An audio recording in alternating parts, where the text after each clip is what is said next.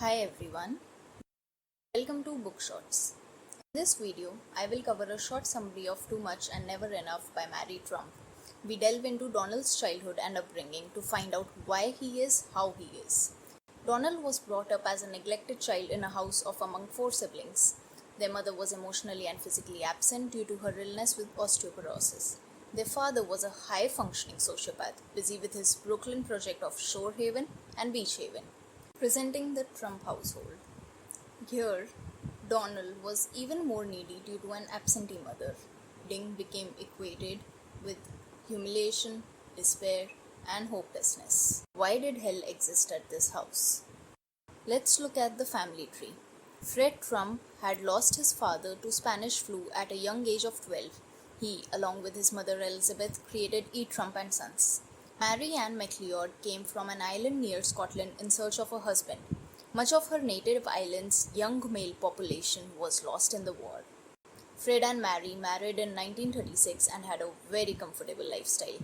Fred was well connected to politicians and local media. The couple was highly successful with millions of dollars pouring in from Trump management every year. Yet they were frugal and always scared. They had 5 children: Marianne, Freddy, Elizabeth, Donald, Robert. Freddy was the eldest son, and Fred wanted to prepare him for his already booming business. The other kids received no attention and were all emotionally damaged by the time they left their house for higher studies. Freddy's daughter, Mary L. Trump, is the author of this book. She holds a PhD in clinical psychology at Adelphi University. Child abuse, in some sense, was the result of too much for Freddy and not enough for Donald. Let's look at the differences between Freddy and Donald. Freddy was a laid-back, fun-loving person who was considered weak by his dad. This is what Donald also came to believe over a period of time. His thinking was highly influenced by whatever his father kept inflicting upon Freddy. Instead of seeing their father's abuse, both sons started believing that Freddy was indeed the problem. The father taught Freddy, lying is okay, apologizing is weakness, so Donald came to learn all this from a young age. Freddy asked permission for whatever he wanted. Donald instead started taking whatever he needed. Freddy was obedient, whereas Donald was violent, so much so that he had to be kicked out of the school. Fred, in fact, started encouraging Donald's wrong behavior. Let's look at the life of Freddy. He had spent his childhood navigating his father's conditional acceptance, which would come only by metamorphosizing into someone he wasn't. He worked with his father in the Trump management, but ultimately quit to pursue his passion of flying. His father felt so disrespected with this decision. He started tormenting Freddy with calls and letters. He called his son a bus driver in the sky. Due to all this torture, Freddy started drinking. He started drinking so much so that he lost his job as a pilot. He lost his family. He was not supported by his father financially. In end, Freddy died alone, while Donald and Elizabeth, his brother and sister, had gone to the movies. Let's have a look at Donald Trump. Encouraged by his father, he started believing his own hype. He developed a rigid personality as a suit of armor that protected him from pain and loss, but it also kept people from getting close to him.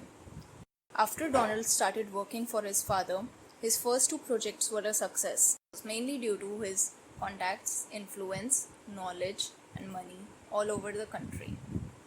Trying to ape his father's rental properties in Brooklyn, Donald built 3 casinos in Atlantic City. He believed the more, the merrier. He didn't realize they would eventually start cannibalizing one another's profits.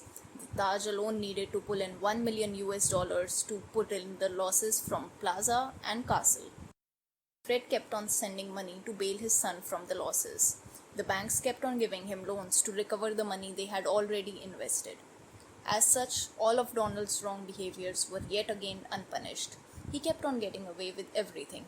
The only thing worse that could happen was someone getting away with a Senate impeachment trial. Fred knew all the games Donald was playing. After all, he was the teacher. Lying, cheating, working the refs, Unlike Fred, Donald didn't have a legitimate business to back these claims on. Whenever anything bad happened to Donald, he found a scapegoat or something to blame. This was similar to Fred's nature. Fred could not believe his son's ineptitude. That would force him to acknowledge his own poor judgment. Fred had gone all in on Donald. Where any rational person would have folded, Fred instead decided to double down.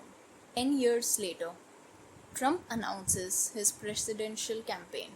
New York Times published a 14,000-word article revealing the fraudulent and criminal activities by the Trump family. Fred had propped up his son's false sense of accomplishment, and now the only asset Donald had was being duped by powerful men.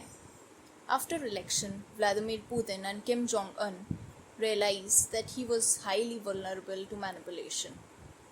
It took nothing more than repeating what Donald already believed. Call him the smartest, greatest, best, and they got him to do whatever they wanted. The role that fear played in Donald's childhood continues to play out even now.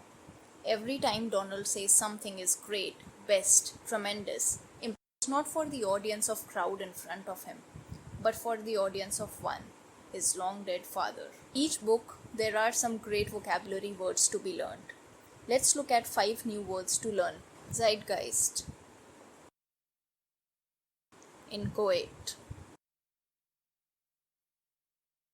screed, insouciant,